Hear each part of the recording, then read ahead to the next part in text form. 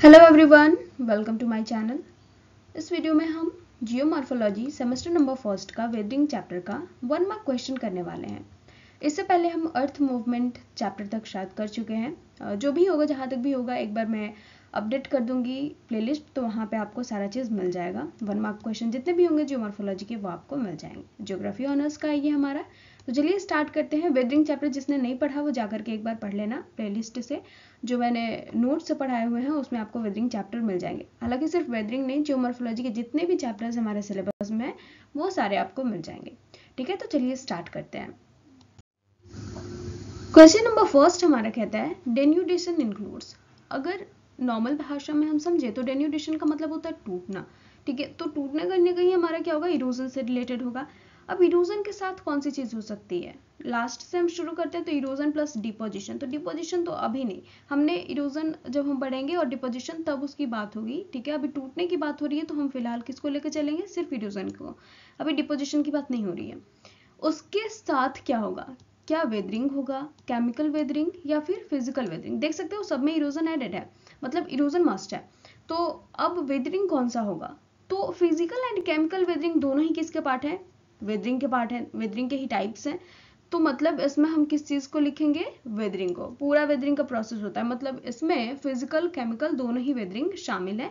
इसलिए इसका आंसर होगा option number C, weathering plus erosion. Question number 2 आते हैं, हम देखते हैं when rocks are disintegrated by natural action without changing their place it is called।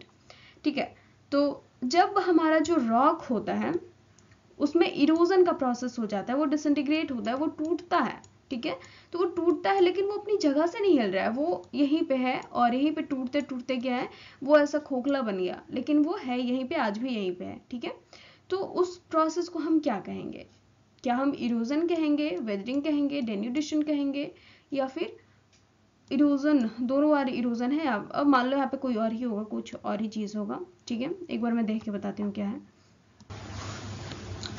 देखो पता नहीं मुझे भी क्या है, हिंदी बुक से मैंने भी लिखा हुआ तो थोड़ी परेशानी होती है। आपको पता होगा कि मैं सारा जो भी कंटेंट है वो हिंदी की बुक से ही बनाती हूँ। तो अभी ये जो यहाँ पे कौन सा था वो पता नहीं, तो इसको छोड़ो। बाकी हम देखते हैं कि जो एग्जैक्टली हमें आंसर चाहिए वो इसमें है कि नहीं है। ठीक है, तो इसकी बात हो रही है कि रॉक्स एक ही जगह पे रहते हैं लेकिन उनमें क्या होता है, वो डिसइंटीग्रेट होते हैं, वो टूटते हैं, लेकिन वो उनका जो प्लेस है वो चेंज नहीं होता है और उन पर नेचुरल एक्शन होता है। ठीक है, तो इरोजन का प्रोसेस और वेदरिंग का प्रोसेस और डेन्यूडेशन, ये 3 प्रोसेस हैं। ठीक है, तो इरोजन के प्रोसेस में हमने क्या देखा है कि चीज़ें क्या होती हैं, इरोड होती हैं और वो चलती जाती हैं, इरोड होती जाती हैं, चलती जाती हैं, इरोड होती जाती हैं, ऐसा प्रोसेस होता है। ठीक है, तो उसका तो रहने दो। वेदरिंग में हमने देखा कि चीज़ें एक जगह ही होती हैं और वो इरोड होती हैं, एक जगह पे वो रहती हैं लेकिन वो डिसइंटीग्रेट होती रहती हैं, टूटती रहती हैं। ठीक है, तो इसका आंसर तो होगा वेदरिंग। अब डेन्यूडेशन को भी एक बार देख लेते हैं। तो डेन्यूडेशन के प्रोसेस में तो हमारा वेदरिंग एंड इरोजन दोनों ही शामिल है। ठीक है, तो यहाँ पे डेन्यूडेशन की बात हो ही नहीं रही है।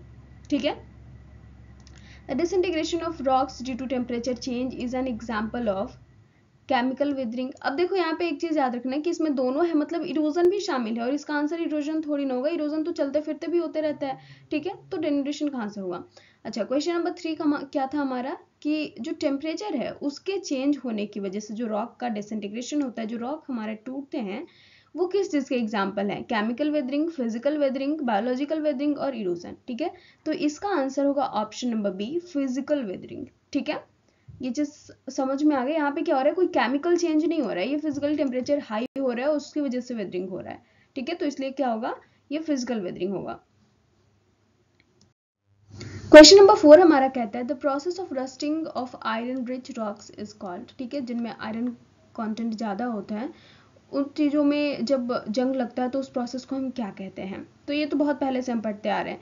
तो ऑप्शन है हमारा कार्बोनेशन, बी है हाइड्रेशन, सी है सॉल्यूशन और डी है ऑक्सीडेशन। तो इसका आंसर क्या होगा, ऑप्शन नंबर डी, ऑक्सीडेशन। ठीक है, जो बारिश वगैरह होती है तो उसमें ऑक्सीजन की मात्रा होती है और वही क्या होता है कि जो आयरन मटेरियल्स हैं उन पे गिरती है तो वो क्या होते हैं, वो उनमें जंग लगने लगता है। ठीक है, क्वेश्चन नंबर 5 हमारा कहता है the major part of the soil is made up of. Major part of soil जो है वो किस चीज से बना हुआ होता है, तो ऑफ वाटर, अब वाटर से मेजर पार्ट थोड़ी ना बन जाएगा, ठीक है, मतलब फिर तो हमें पानी पानी दिखेगा, एयर से भी नहीं है। ऑर्गेनिक मैटर से भी पूरा का पूरा पार्ट थोड़ी ना बना हुआ रहेगा, ठीक है, उसमें तो कुछ ऑर्गेनिक मटेरियल्स मिले हुए रहते हैं। तो आंसर क्या होगा, ऑप्शन नंबर सी, मिनरल्स, ठीक है। रॉक से, रॉक जब टूट टूट के वो इससे बन जाता है सॉइल बहुत सालों बाद।